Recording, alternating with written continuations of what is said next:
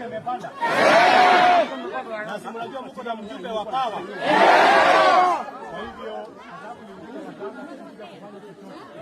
na kwa sababu mumenifikia, mumesema mjumbe utupange maneno simu.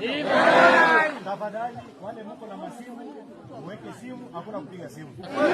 Kila mtu hapo kwa hii mkutano atapata 1000.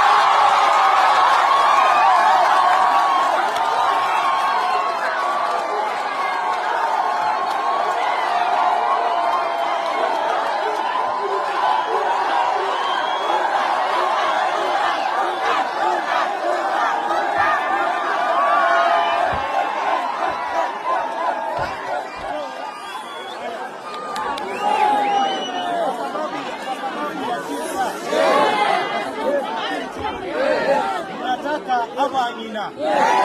Bali ile pikipiki iko. Waweze kuweka laini.